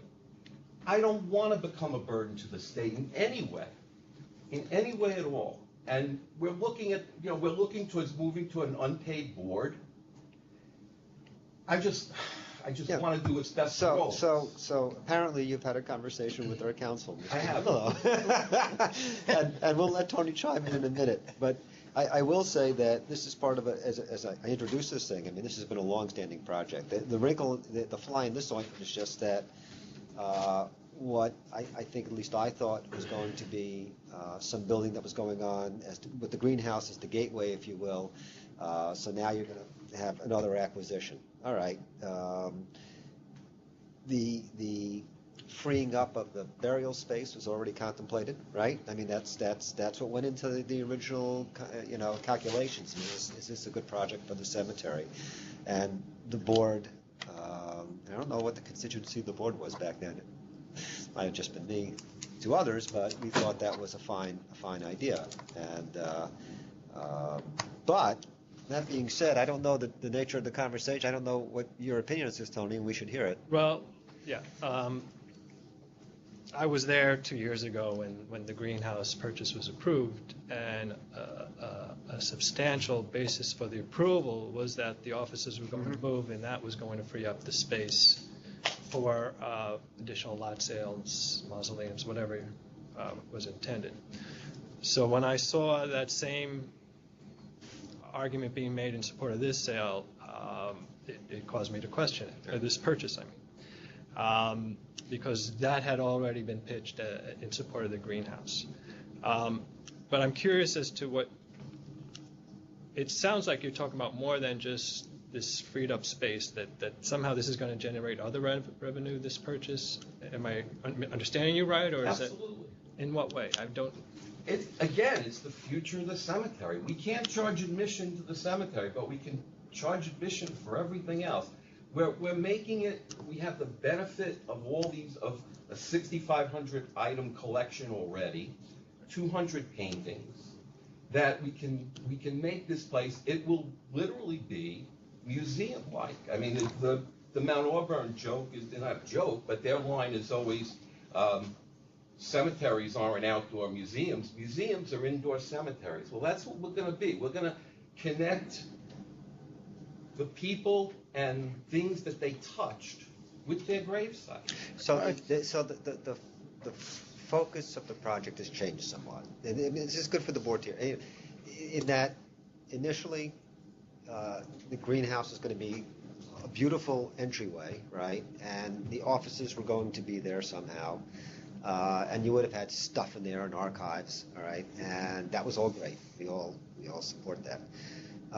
And now it's a little bit different look now. Now the greenhouse will be the entryway, but will really function as a museum structure. I mean, what's going to be in the greenhouse? I don't think the actual greenhouse space, because that would be has changed. That would be okay. I think that's always sort of been exhibit type space, welcome center. One of the arguments I remember making in 2012 was that the greenhouse would be, now occasionally we have tours and groups meeting at the entrance while funerals are arriving. And we do our best to separate them and keep, but occasionally there are mourners that are interacting with people in our office saying, I want to buy this book.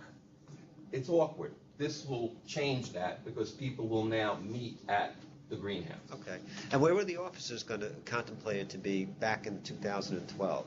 The offices were going to be in that tall structure surrounding. I see. It's really, I didn't we're not recall- gaining yeah. a lot of extra square feet Right. by this addition. We're being able to lop off one, maybe 2 floors. That's the key. It's going to be now palatable to landmarks. Okay. And to be honest, our board hated that too. They didn't like the look of it when they started. In reality, It's very New York City. it wouldn't look as bad Sorry. as that looks. Put the name Trump on it, and I mean, an architect didn't put a lot of effort into that. Well, Yeah. But- all right, let me Sorry. you go ahead. continue. How much office space does the cemetery now occupy, square footage, Don't know. roughly? Office space, maybe 6,000 square feet. Okay. Well, and the reason I ask that is it wasn't necessarily necessary to build a 14,000 square foot building attached to the greenhouse to move the office. You could have done a 6,000 square foot to occupy the same space you have now. You said for office space. Right.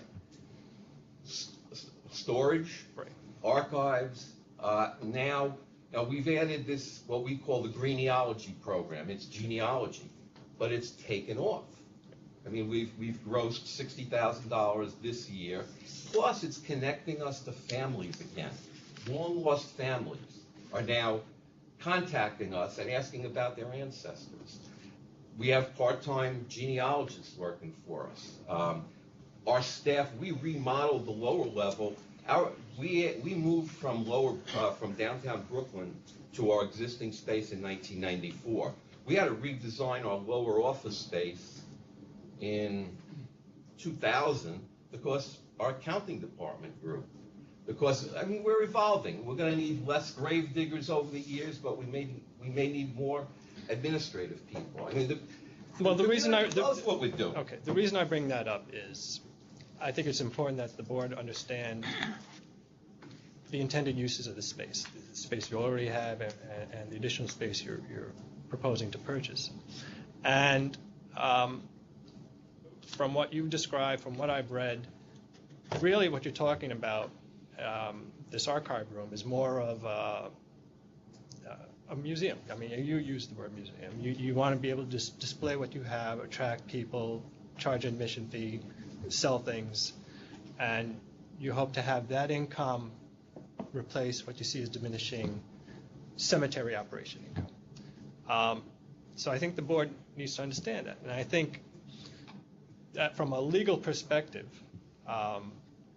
what you're proposing is a cemetery get involved in a function that is not a traditional cemetery function. And the closest example I have is Maple Grove. They came to the board with a proposal to add a building, to have meeting rooms that they would rent out to the community, a technology center that they would rent out to the community, all these things that they wanted to do, basically be a community center. And the board denied that application. Actually, they didn't come to the board, which was... Well, they did. It was denied, then they changed it and said, all right, Yeah. we'll eliminate all that community stuff, we'll just use it for cemetery purposes. That was approved, but then they actually built the first proposal that was denied. So that got them in trouble. If I can make a slight differentiation, Right. we're not looking at this as a community center in a Yeah. sense. We're tying everything to Greenwood. It's gonna, Maple Grove, as much as they want to be Greenwood, will never be Greenwood because they don't have the history we have. We think we can supplement our already, at least on paper, substantial dollars with a little bit from these outside sources and add to the dwindling grave sales will hopefully, we're hoping cremation is going to keep us going for a lot longer. Of course, the spaces sell for substantially less. I mean, we sell an average of a niche a day, and it doesn't come close to what our grave and crypt sales. generate, but that's, Right. people will still be able to do that. So it's gonna help feed the So if I could just finish up the legal point. Okay, because you can see me chomping at the bit, but go ahead. Yes. So the not-for-profit corporation law actually has sections dealing with corporate purposes. It's 202, 203, 204, and they talk about ultra-virus actions by a not-for-profit. And it doesn't prohibit it. It allows the cemetery to participate, to engage in activities that aren't the permitted role under the certificate of incorporation of the not-for-profit, as long as those other activities are supporting the essential character of the not-for-profit. So that's why it was important to me to clarify what's going on here. You are proposing, Greenwood is proposing to engage in activity that isn't a cemetery activity. And I think because of that, in order to meet the requirements of 202, 203, 204, I think you have to demonstrate that this is needed by the cemetery, that the funds will support the operation of the cemetery. And, for example, Oakwood Cemetery in Troy does a lot of fundraising activities. They do plays on their grounds. I think they show movies. They'll do weddings, anything they can to get money, because they really need it. We do all those too. Right. As long as the funds go to support the cemetery purposes, that's not a violation of the not-for-profit corporation. So I just wanted to lay that out so that the board can properly view this as an operation that isn't a cemetery operation. It's a purchase of land for another purpose, and there has to be a demonstration that it's going to support the cemetery and the cemetery operations. Okay. Dan, if I could just add very quickly, I think I wasn't here when I don't know how Forest Lawn's Genealogy Center came into being, but in some ways this is closer, or this is somewhat analogous to Forest, where they're going. Where, to the extent it isn't, I want to push you in that direction of making this closer to Forest Lawn's Genealogy Center. The museum space they're displaying are it's items of people who are interred in the cemetery. Yeah. The archival center is going to allow people to connect with people who are buried in the cemetery. So I'm not sure you're wrong, but some of this may actually fall into an area which is some of it may be more cemetery-like, and B, I don't know whether Forest Lawn's running that through its Friends of, or whether it's running it as Forest Lawn. I think either way is perfectly appropriate. So I'm going to do a point of departure here from and thank you, Tony, because it was really helpful in getting out exactly where you're going, because I don't think I had a clear picture. But it seems to me that all the things that you're proposing with respect to the functioning of the space are cemetery related. All right, it's not a situation where you're becoming a community service room or whatever. You're displaying artifacts in the cemetery, the people who are buried there. You're providing genealogy, services, or should I say, opportunities. That seems to me, I think you could make a good argument. Tell me if I'm wrong, Tony, that is all cemetery related. The distinction is, and what Tony is drawing on really, I think, is the stated intention to make money from it somehow. All right, that if you're charging admission, it's more like a museum. A museum isn't. It's an incidental activity of the cemetery, not central to its purpose for interring human remains. But that's because of the choice of words and the desire to charge. My question is, the charging seems to me to be somewhat of a far-off dream. I mean, that is not critical or essential to your plan, is it? Was it ever? No, but it's building a constituency. Well, that's the way you're going to try and build. But I mean, like if you never charged a penny, but built the structure and did everything you intend to do, would you still do it?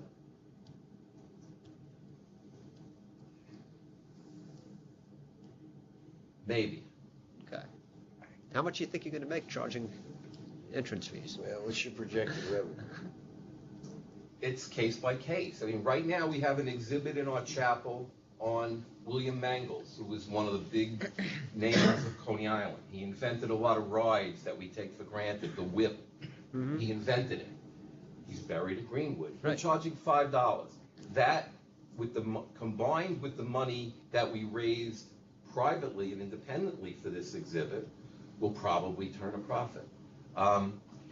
It's all geared about getting these people on board. I mean, I see us as a lower level, a next rung down, Central Park Conservancy, Prospect Park Alliance.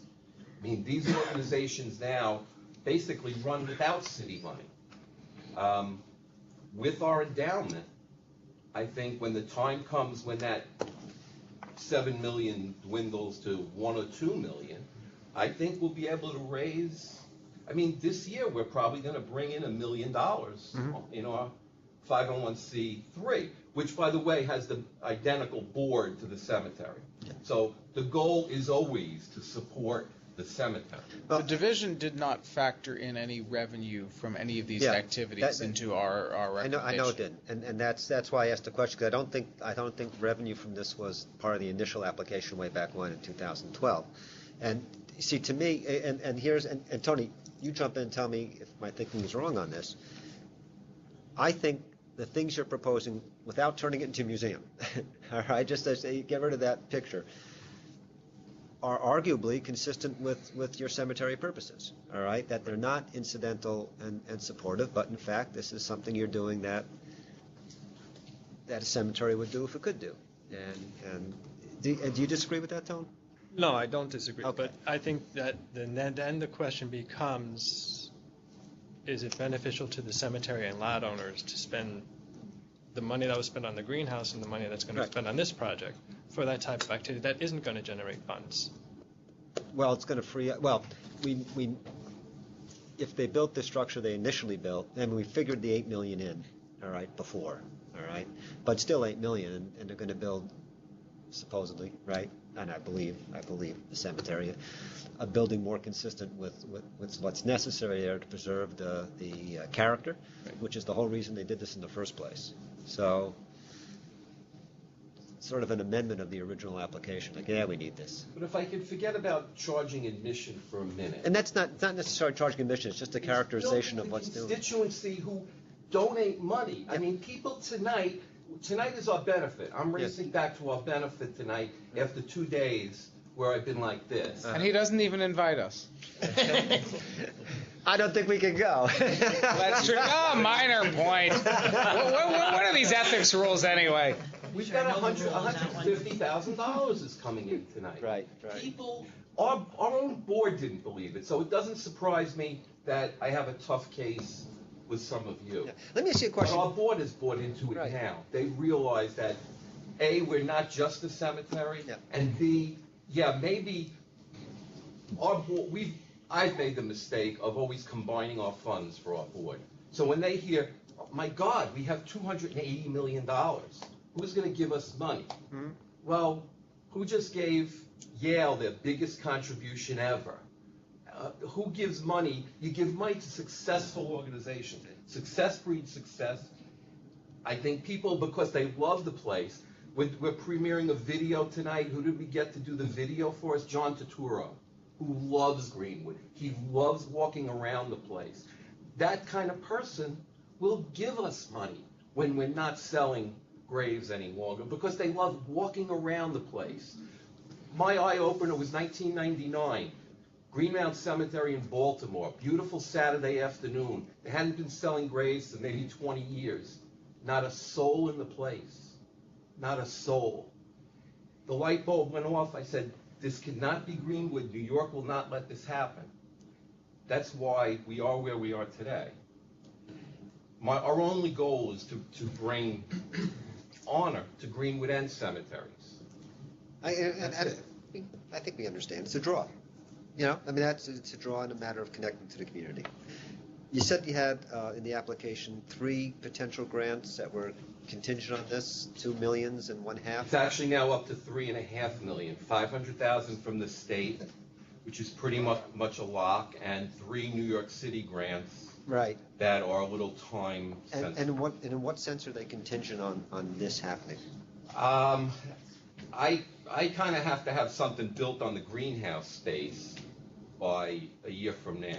On the greenhouse space. Right. So just to be clear, in the interest of clarity, if the board were to deny this and say, no, you can't have that piece of property, just deal with the greenhouse, whatever you had before, you'd still be able to go work on the greenhouse for the grants. Yes. Okay. All right. But notwithstanding, that's not your vision. I got it. What does the division feel about this project? I mean, I'll be honest. I was upset to learn that we were double counting the interment revenue. Having said that, it seems pretty clear to me, and even looking at the original application, there was never the ability with just the greenhouse and the smaller building to the left of the greenhouse to move everything out of that office space. If they really can move everything out of there, that's more of a benefit. Having seen the archival center at Forest Lawn, that's having and the fact that Greenwood, of all places, does not have something like that, it's unthinkable. I mean, I've also seen Rich's office and the executive offices, and there is literally art from people interned in the cemetery piled 3 or 4 deep, lining the halls that could be displayed, that could be generating the kind of goodwill he's talking about. Okay. To me, this, and given their existing financial condition too, I mean, this is not a cemetery where they're in need of a PM loan to do this, or indeed, this isn't going to even have this. If we were the SEC, I'm not sure this would be a material expenditure because they have so much money. Right. So the division's in favor of it. We are having. I wish I'd had a little more clarity on what came before, but having said that, we are still in favor of it. Folks, questions? I appreciate the additional background, Tony. I appreciate the concerns you brought up, but what I'm hearing is, used the right way, they can do this. As far as a legal issue, no. I think, as the chairman has pointed out, this can be viewed as supporting cemetery. And assuming that, I mean, every month we're dealing with cemeteries that are running out of money or being abandoned. If this is a plan to stabilize this cemetery going forward, I'm in favor of it. I'm in favor of it. Okay. I do have one before you approve this, if you're inclined to. There is a wrinkle. You're gonna get shot. No. Just on the allocation. All right, come to the bench. No, just on the allocation of the funds on the sale aspect of it. Do you still want to put the money into general, or are you okay with the PM? I will defer to the board as far as, I mean, again, as the board just said, it's not a big amount to us. If you require us to put the $600,000 that we sell the portion of into the permanent maintenance fund, I promised my chairman I would make the argument that at the last board meeting, you used an example where you had a cemetery that never used it for cemetery purposes. It was never intended to be used for cemetery purposes. Well, this is a flip here. We'll never use it for cemetery purposes. And we could have tailored the deal differently and let them sell the 57% to us, which would have made that $600,000 a moot question. So I would argue that it doesn't have to go into permanent Put it in maintenance, the but PM if that's fund. what you want us to do, we will do it. I'm compelled to point out one more thing. What? This deal is structured so that they need New York City approval to subdivide, to sell to the other person. So the cemetery could be forced to keep the entire lot that it's purchasing. It would seem to be safer to go the other route and let the other entity buy and go through the subdivision process. This is a riskier. I don't want to mug scenario. up the issue, but we would not be adverse to having the extra land. The wheels are always turning. I have other uses, but I would love to have a preservation center that having it off dedicated cemetery lands would be ideal. I don't expect that's going to happen. We've already done some checking with city agencies that we don't think it's going to be an issue. What's the anticipated time period to get subdivision approval from the city? I asked the question, I had an answer, but it was a while back. I want to say a couple of months. From the division's perspective, I actually tend to agree with Mr. Moylan that I'd be just as nervous about them not controlling this deal as given their finances, the No, I'm risk of wondering barring if the whole it's parcel. a contingent approval, because you're not going to start work until it's Well, the done. approval has to be contingent to the extent that the city council has to approve their acquisition of the property. And contingent on the subdivision approval. And they can come back, then if that doesn't work out, you come back to us. Is there any issue with that? I'm not sure if that will slow things down or not. I mean, as I No, said. it's already going to be contingent on whatever approvals. In fact, I would word the motion contingent on whatever approvals are necessary as outlined in your application. And that would include the subdivision. Man, Knowing we can go forward allows us to proceed with architects and design, which is going to go a long way. that's sort of protective of the cemetery too. I mean, obviously, that's what we're. Well, put it this way: if that contingency screws something up, you can always come back to these guys and have them change it. That's my point. Yeah. All right. I'll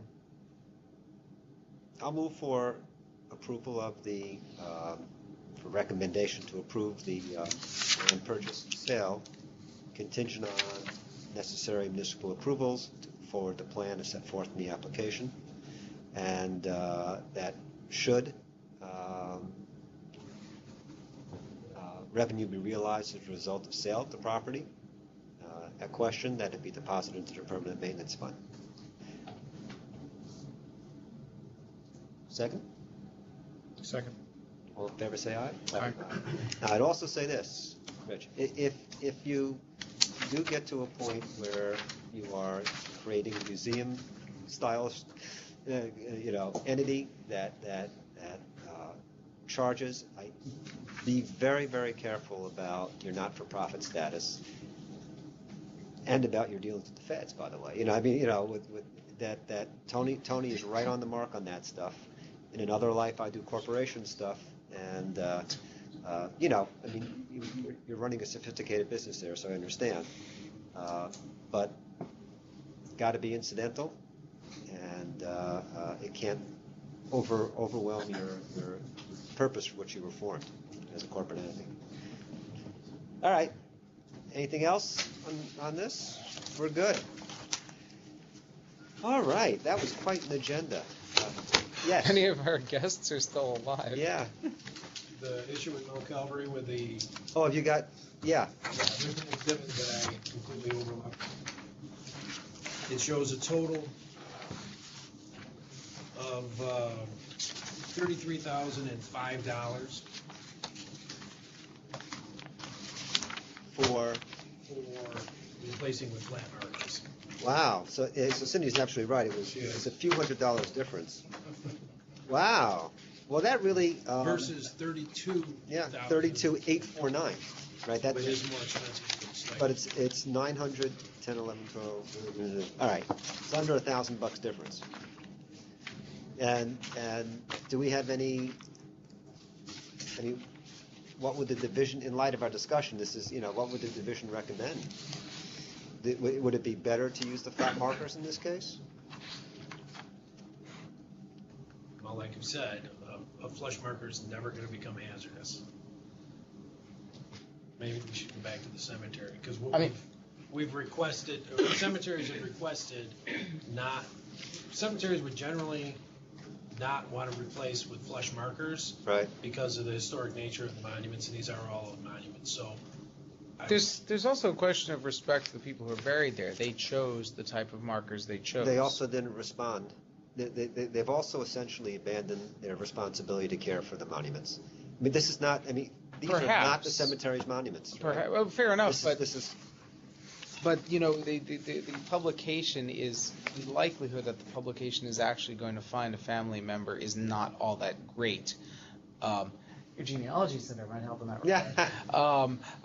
But I I hear what you're saying. My feeling is that I would approve the lower amount and leave it to the cemetery's discretion as to which route to take.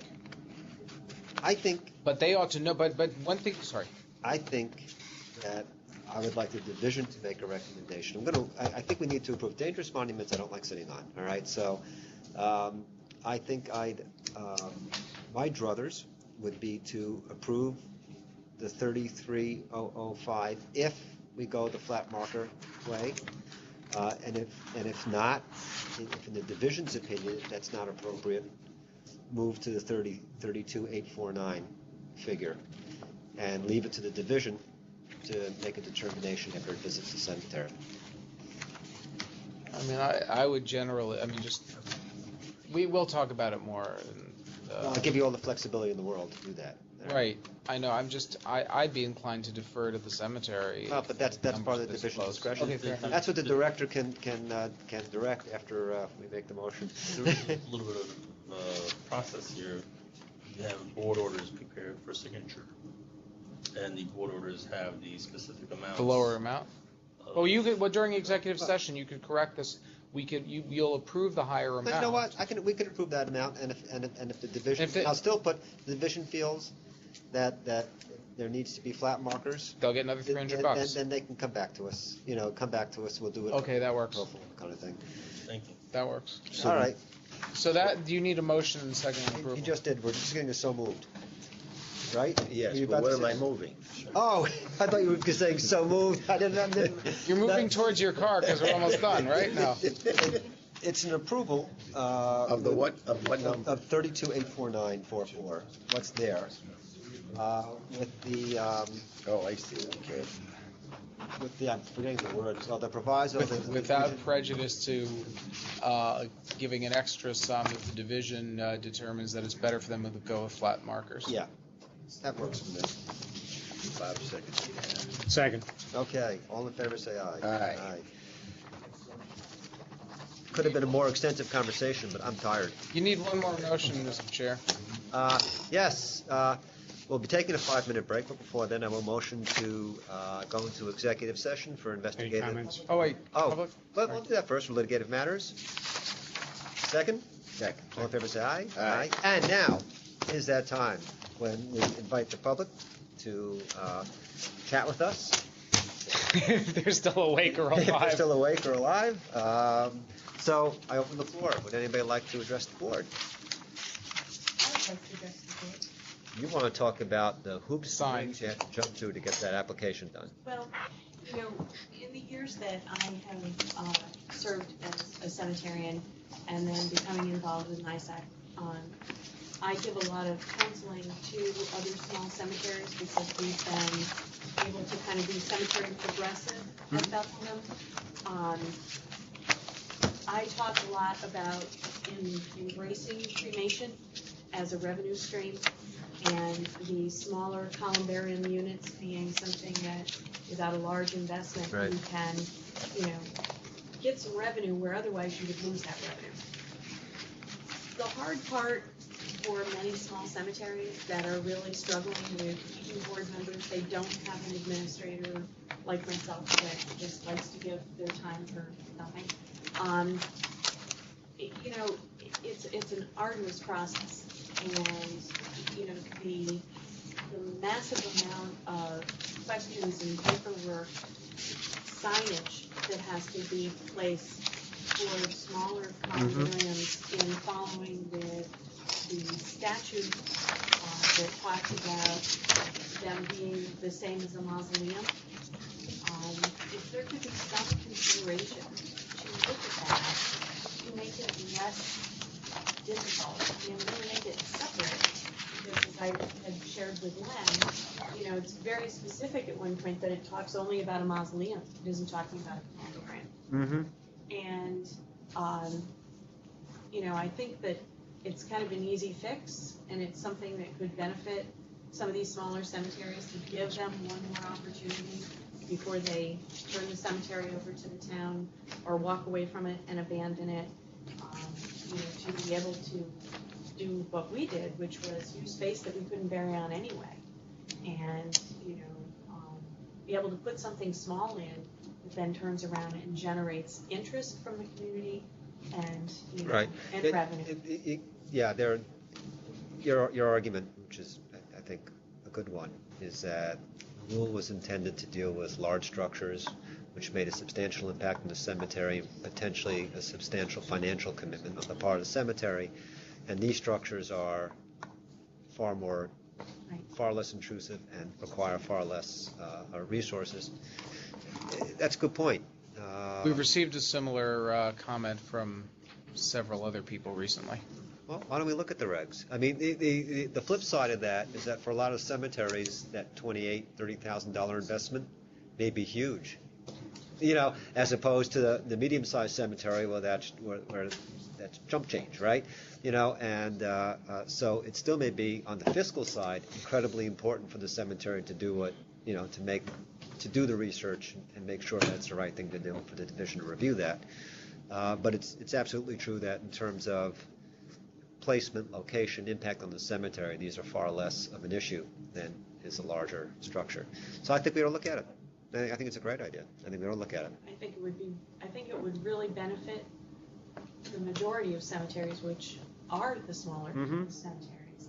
But it also, I would think, would take some of the burden off of the very overworked division to try to have to keep up with all of this paperwork for a monument that's shorter than me and I'll say 3 times as wide, you know, just because, you know, and especially even setting the number of niches. You know, if it's 15 niches or smaller, maybe it requires less of a procedural look at. Just anything that would help our smaller cemeteries be able to, you know, kind of get into something new to keep them alive, I think would be great. So thank you for considering. I would actually like it to be on the agenda and have an opinion back on the next meeting. Let's take a look at it from a regulatory standpoint. Get a feel for it. Maybe I feel a consensus rule. Maybe Well, I think- 3-4 years. What do you say? I'm not sure we'd need a rule to Maybe say not. that Well- for certain things we deem it unnecessary to submit, like subdivisions 1, 4, and 7. Seems to me that you and Tony can have a chat about that and report back to the board. Thank you. Okay, thank you. Anybody else today? Still awake, folks? Okay, good. All right, well, why don't we take a 5-minute break, and then we'll come back for executive session.